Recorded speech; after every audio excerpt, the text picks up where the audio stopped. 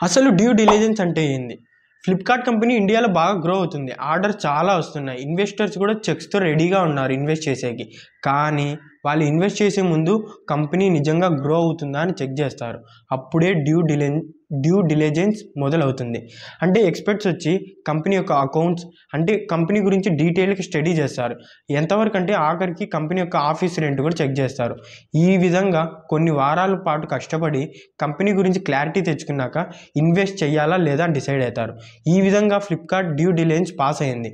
దాని తర్వాత tiger global నాస్పర్స్ నుంచి దగ్గర $1 బిలియన్ రైజ్ చేసింది. సింపుల్గా చెప్పాలంటే ఇన్వెస్టర్స్ మన పిచ్ చూసి ఎగ్జైట్ అవుతారు, కానీ బుక్స్లో ఉన్న నెంబర్స్ని చూసి గట్టి నమ్మకం వస్తుంది కంపెనీ మీద.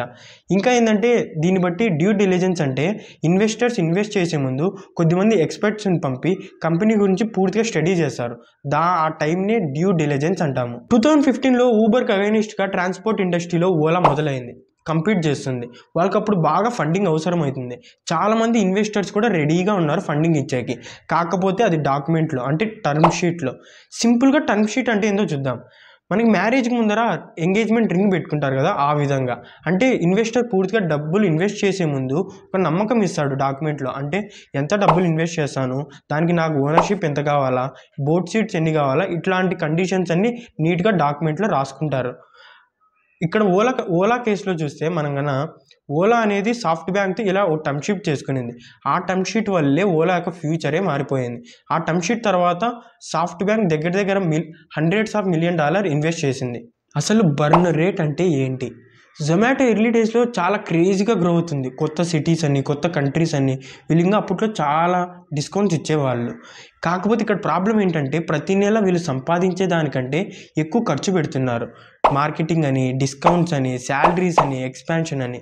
ఈ విధంగా అంటే దీన్ని బట్టి బర్న్ రేట్ అంటే మనం సంపాదించే దానికంటే ఎంత ఖర్చు పెడుతున్నాము, అంటే ఎంత స్పీడ్గా మనం డబ్బులు ఖర్చు పెడుతున్నామో దాన్నే బర్న్ రేట్ అంటాము. కాకపోతే ఇక్కడ జొమాటో కేసులో ఇన్వెస్టర్స్ దాని యొక్క ఫ్యూచర్ పొటెన్షియల్ చూసి ఇన్వెస్ట్ చేస్తున్నారు. అసలు రన్వే అంటే ఏంటి? 2019లో ఓయో చాలా స్పీడ్గా ఎక్స్పాండ్ చేస్తున్నారు డిఫరెంట్ కంట్రీస్కి, ఇండియా, చైనా, యూరోప్ అని. ఆ సంవత్సరం వాళ్ళ యొక్క లాసెస్ చూస్తే మనం 2385 కోట్లు. ముందు సంవత్సరం లాసెస్తో పోలిస్తే 7 రెట్లు ఎక్కువ. వాళ్ళు అనుకున్న దానికంటే ఎక్కువ డబ్బులు బర్న్ అయిపోతుంది. అంటే రన్వే అంటే ఏం లేదు, కంపెనీ దగ్గర ఉండే డబ్బులతో కంపెనీ ఎన్ని రోజులు సర్వైవ్ అవుతుంది అని. ఓయో యొక్క రన్వే అనేది అయిపోతుంది. అప్పుడు వాళ్ళు ఏం చేశారు, కాస్ట్ కట్ డౌన్ చేశారు, ఫండ్ రైజ్ చేశారు. ఒక కంపెనీ క్లోజ్ అవుతుంది అంటే అది కాంపిటీషన్ వల్ల కాదు, రన్వే అయిపోవడం వల్ల. ఎలివేటర్ పిచ్ అంటే ఏంటి? 2014లో హర్షిల్ మాథూర్ అండ్ శశాంక్ కుమార్ అనే వీళ్ళిద్దరూ ఒక ప్రాబ్లం అబ్జర్వ్ చేశారు.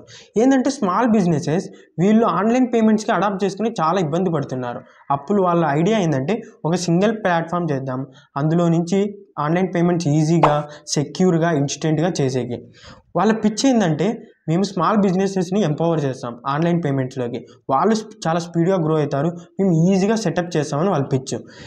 మనం దీన్ని బట్టి చూస్తే ఎలివేటర్ పిచ్ అంటే ఏమీ లేదు, ఆ కంపెనీ యొక్క రియల్ పెయిన్ ప్రాబ్లం, దాని యొక్క సొల్యూషన్, ఆ సొల్యూషన్ యొక్క ఇంపాక్ట్, ఈ మూడు కలిపి 30 సెకండ్స్లో చెప్పడమే ఎలివేటర్ పిచ్ అంటే.